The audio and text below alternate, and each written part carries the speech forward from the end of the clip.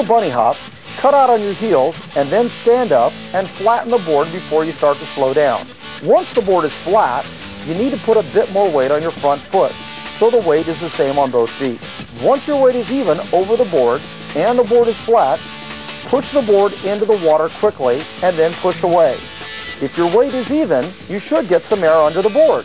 Remember not to point your toes when you jump, as this can result in premature binding release. When you can do this on your heel side, try it on your toe side. Cut out on your toe side and flatten the board. As before, push into the water with your weight even on both feet. Push away and remember to keep the handle low and to your front hip. Just like all your other jumps, don't throw your hands up. Instead, bring them into your body and keep your hands low. Once you have your heel side and toe side bunny hops down, then let's take them to 180. You will use your bunny hop 180s to go forward to switch or backwards all the time instead of sliding like you did earlier. Let's start with the easy one first. Cut out on your toe side. As you bunny hop, push your handle across your body to your back hip. This will make you land heel side. Once you can do this, cut out on your heel side and do your bunny hop. This time, take the handle and push it deep to your butt, where your back pocket would be. This will make you land toe side. So keep the handle low and slightly behind you. Remember to keep your eyes out on the forward horizon when you're doing your bunny hop 180s.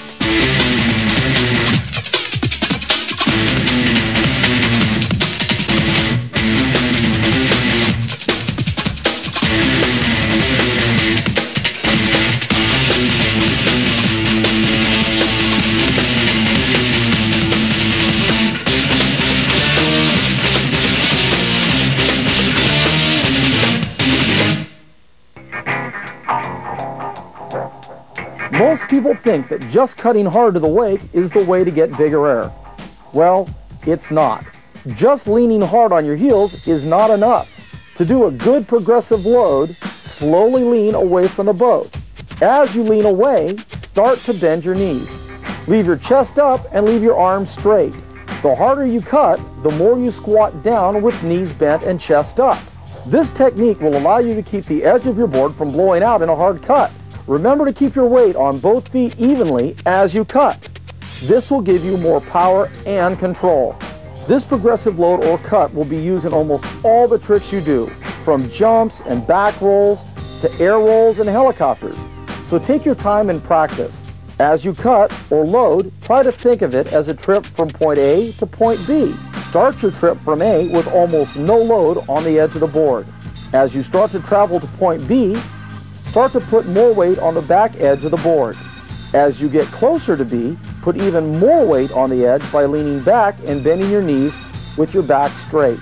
When you get to point B, stand up and bring your chest up proud. Another way to remember this technique is to think of your edge on the board being turned up like a volume knob. You start out on 0, and as you get closer to B, you turn it up to 10.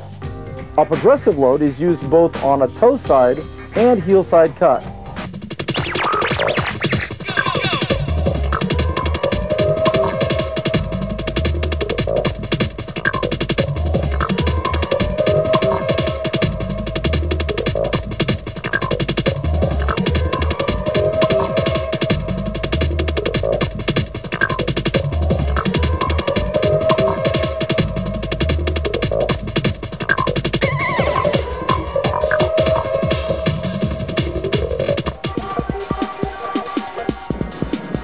By now, you've gotten good at your heel side and toe side cuts, and you feel good about the progressive load or cut thing.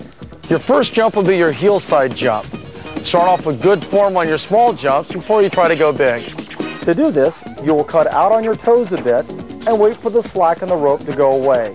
Start a small progressive cut to the wake. Look at the wake while you're on your way to the wake. But when you push off, get your eyes up and out onto the horizon.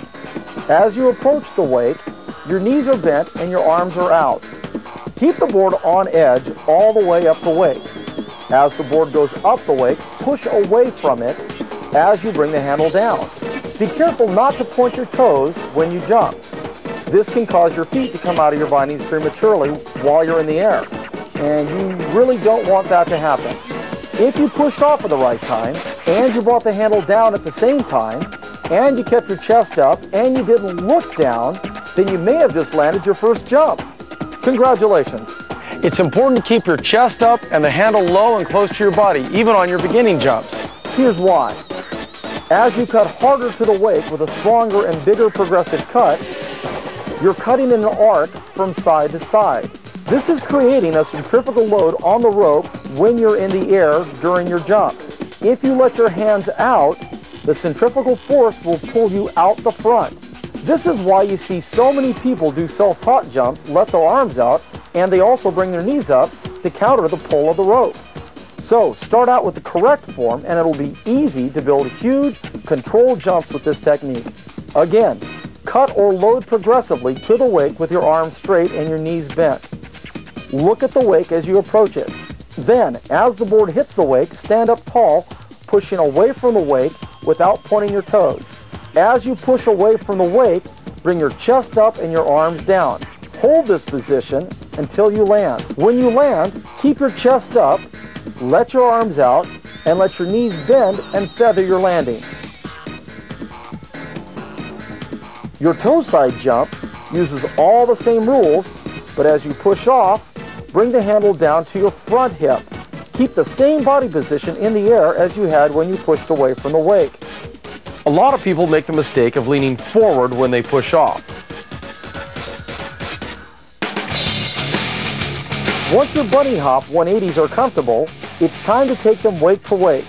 Again, start with your toe side cut to the wake and take the jump up. Once you're in the air, push the handle to your opposite hip as you did with your bunny hop 180. Don't rush the 180 rotation. Wait until you're all the way in the air and then push the handle. Keep your eyes on the forward horizon. This toe side 180 jump will have a heel side landing. Your heel side 180 will have a toe side landing, and it is very important to look at the forward horizon, where the boat is going. Grabs are stylish and fun. We don't have time to show you all the grabs, but here's how to get the board within reach.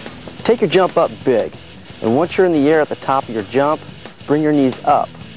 This will bring the board up close to your hands so you can get your hand on the board for a good grab. Remember to grab the board, don't slap it.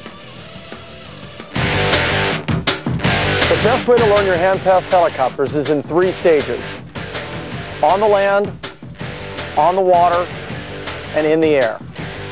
On the land, you can practice pulling the handle into the small of your back. Your first hand pass helicopter will be your heel side approach. Number 1, stand on the ground with both hands on the handle. Jump up. Once you're off the ground, push the handle into the small of your back with your back hand. As you pass the handle into the small of your back, move your front hand into the small of your back at the same time. While you're passing the handle to the small of your back, turn your head and look over your front shoulder and keep looking. Once your front hand makes it onto the handle, twist your wrist to your front hip. This is how to make the hand pass helicopter rotate. Remember that if you throw the rotation like you would if you were on a snowboard, skateboard, trampoline, or inline skates, you'll throw yourself off axis. Now that you've practiced this on land, let's get to the water. Take off your front fin. Now, cut on your heels as if you're going to do a bunny hop 180. As you do the bunny hop, pass the handle that's in your back hand into the small of your back. As you start to pass the handle, look over your front shoulder and keep looking. Grab the handle with your front hand and twist your wrist. On the water with no fin, you can slide the last half of this trick to safety. Once this has become easy, now it's time to take it wake to wake. Like your wake 180s, this trick must be done in the air. Do not rush or throw it. Take your heel side